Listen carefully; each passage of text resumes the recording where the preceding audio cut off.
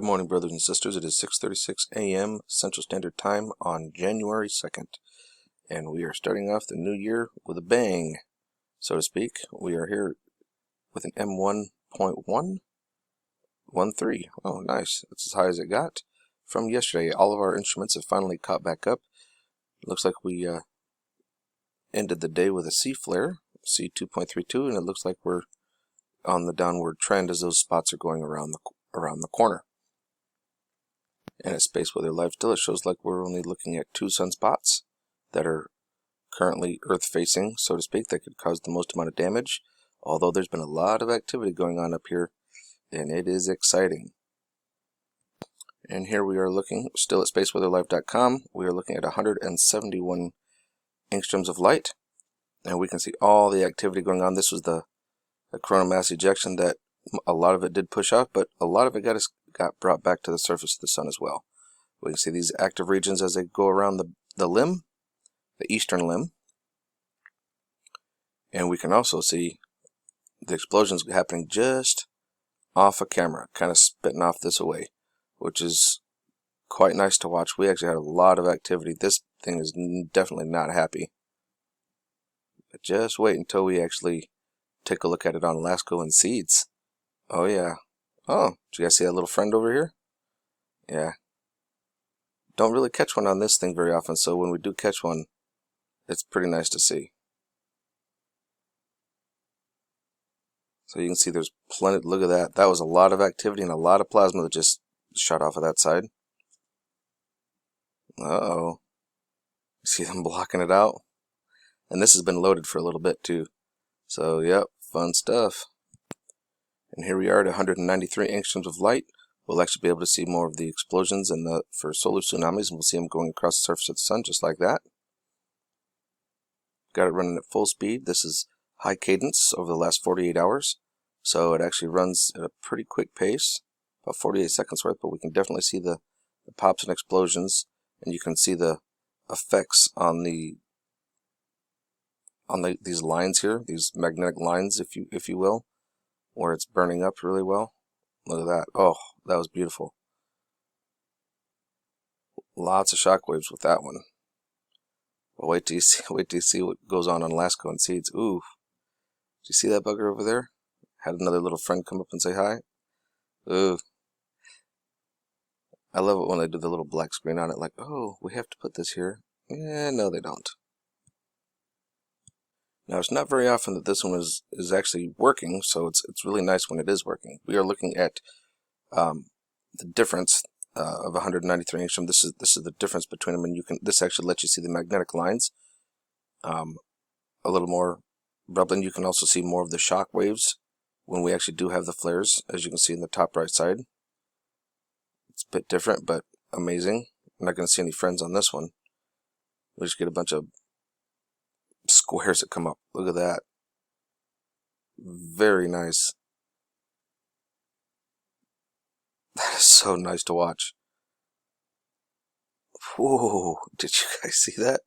Oof. Wait till we, oh boy, wait till we really see it on LASCO. And here we are at 94 angstroms of light. And this really lights up well for us so that we can see the flares over in this section.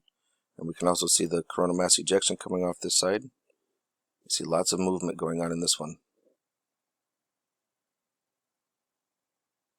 Really gives us a better idea. Ooh, look at that. Wonderful.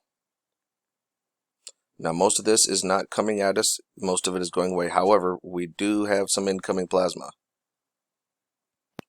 And here we are at 335 angstroms of light. Keep an eye on the top right side. Actually, looks like the sun's getting shot again. Some kind of laser. There you go. Lots of activities. You guys see all the little... Ooh, did you guys see that big old push off there? That coronal mass ejection? Let's pull it back over here again. And hit play. Watch this. Oh, did you see that, friend? Whoosh. Some of that is coming in our direction. We are going to get some of that plasma. That's the plasma I was talking about. And here we are at 304 angstroms of light, where we can really see the plasma that gets whipped out. But this was on the 31st. A lot of it did get recaptured, which is quite amazing. But we have more coming out that we need to be paying attention for. Look at this thing dancing over here. Ooh, that's a little eerie. And we can see our solar flares going on over here. We can see the plasma going along the sun.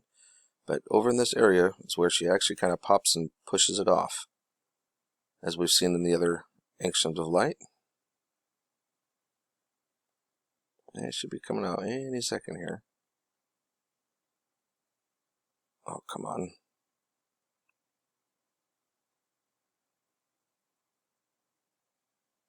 Now, with every one of these solar flares, I may not show it on this one, but we do have, oh, did you guys see that nice little friend of ours there? See if I can back it up a little bit for you, where we can see it. Well, I'll be doing a video of all my screenshots that I have. And I'll be showing everybody on all the different angstroms and last. Well, apparently I'm not going to get it. Oh well. And here we are with 211 angstroms of light. And we can clearly see that when that let go, you can also see the coronal hole right here along the equatorial plane of the sun. So this is the corona, obviously the coronal holes. We are going to be having some solar winds coming out of that, so there is going to be some plasma coming with that as well. Over there, see that on the bottom side where it was starting to let go? Yeah, that is going to be coming at us. And we are going to be getting hit with that on the 8th. Right around the, it'll slowly kind of pick up, and then it peaks on the 8th. At least according to the European Space Agency, with their plasma prediction model that they call Euphoria. We had a nice little pop here on the 29th of 30, and as you can see here, we're going to be increasing from those coronal holes that are facing us, and it looks like we're going to be peaking up again here about 32 to 33 on the 8th. So yeah, fun stuff. Definitely not fun. That's a long time to be above 10. I mean, we actually kind of hit the height of that hump there right on the 4th, right around noon UTC time. So yeah, then we got all this here coming up here with this as well. Let's see, what does it go? We'll get up a little bit more. And as you can clearly see here, this is Earth, and this is the plasma that's coming at us. So 30 would be right around here in the white, and it starts to go black after that. So yeah, right around 1800. So that'd be about, in UTC time, that's 6 p.m., about 6:13 p.m. And that'd be about noon my time, here for Central Standard Time in the United States. According to Enlil, the Anunnaki sun god, Enlil, when we scroll down, it's actually not saying that at all. It's just going to be nice, smooth sailing. Maybe touching 10 on the 4th, and then just down nothing. So everybody, we can just go out and get in our sun chairs and go sunbathe, and everything's fine. But, see, Enlil. This is another one of their prediction models, and again, this is the Earth. But yet it also shows us getting absorbed here. So which is it, buddy? Come on, Enlil, make up your mind. Is this one correct, or is the other one correct? It's hard saying with Enlil. Now, before we go over to LASCO and seeds, I do want to let everybody know that we do have a very close object, a near-Earth object, NEO, near-Earth object. It is 2021 YK asteroid. And look at this, date update, the 2nd, that is today. It is half the distance between us and the moon. So basically like passing halfway between us and the moon. This is the one this one actually concerns me a little bit. 12 meters in diameter, that's 36 feet. Now, most of that will burn up in the atmosphere, I will tell you. But it's only going 7 kilometers per second. Now, some people think that that's fast, but it's not. That's traveling very slow, actually. And with it only being half the distance between us and the moon, there's a very high probability of us getting impacted with this one. Now, like I said, that's 36 feet.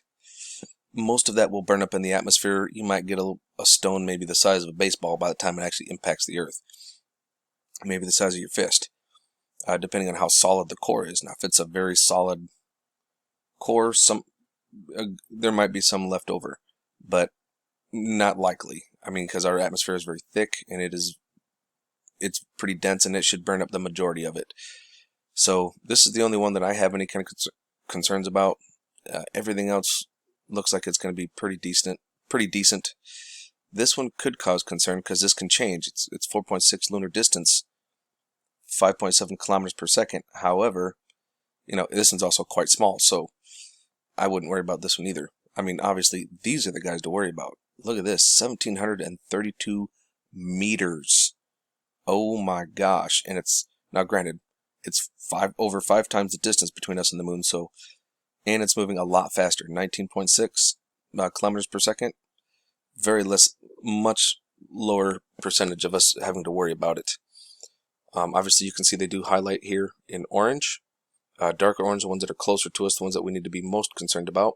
And this is at spaceweather.com. They actually do a pretty good job. I actually like spaceweather.com to check on our meteors. So this is what their website looks like when you first get there, spaceweather.com. And when you come down here to the bottom, you can actually see where it shows the rotation is, or the orbits of some of these comets that we're having, that are going to be coming into us. And then they also have your radiation versus altitude for what's coming to the Earth, and then they've got multiple sources and links for you to be able to use if you want to go and look up some things yourself. So I'd definitely come over here and yourselves and kind of take a look for yourselves. This is a very nice place. I actually enjoy this website. Now for the fun stuff, we are going to start over here with LASCO C3 actually. So let's get right on to it, shall we? We're going to start around 1 p.m. Central Standard Time. And we're going to kind of scooch along here. If you're watching here, this guy actually gets closer. Right along this line. Let's call it the Q line. Even though this is the supporting bar that holds the disk in front of the satellite, so that way we can actually see, because this is the size of the sun, and we have it this way so that way we can actually see it. It's kind of like taking your thumb and covering up a flashlight, and someone's shining a flashlight at you. You just kind of cover your hand up, and then you can see what's going on behind it. Same concept. Oh, there's a friend. In fact, let's just kind of zoom in so we can see this a little bit. Not just a friend, but this area in particular. There's some, look at this. 2 of them. Right here. Now for those of you who are perverts, you can look at this and make up your own conclusion. But there's definitely one round object here and another one right here. It looks like he's sticking out a little bit further, hanging down a little lower than the other one. But that is a decent coronal mass. Oh, did you see that jump? Oh, yeah, I bet you there's some time missing. Very nice. So let's see if we can see any other friends out. Let's see where that time. Oh, yeah, 2042 to 2118. We are missing some time. That's what I thought. Yeah, they have a tendency to do that to us, don't they? We can see a few more friends and some things going on in space. And then we'll get to LASCO C2 here in just a moment. But other than that, everything seems to look pretty good on LASCO C3, out at a distance anyways. Nothing else major to report there. Just a... Uh-oh. Wait a minute. You guys see that? Borg cube. Look at the left side. Here's the actual Borg cube. Man, they're getting really good. Here's the Borg cube. He's actually hiding in the Q line. But here's the Borg cube right here. From here over, it stays still. From here over, it changes. Watch. See that? Let's zoom right in on him. Ah, there he is. See him? Got you, buddy. Oh, I love it when I catch him. Now, for the fun one, starting off with a little friend right there. Keep an eye on the top right. I don't have a lot of time left. We can clearly see one here. And I think the other one's hiding over here, but I think it catches up. Oh, Borg cube. Oh, there's his friend right there. How you doing? Folks, everybody try and stay safe. I'll have to do another video. Oh, there's another one there on the left. I'll have to do another video to show us seeds. Because I'm running out of time. Oh, there's another one right there. You can clearly see him. You guys stay safe. Loves you on the way forward. Last few seconds on seeds, and here's 1, 2, 3 of them. You can see them bending the light here and here. Be safe, y'all. This is exciting.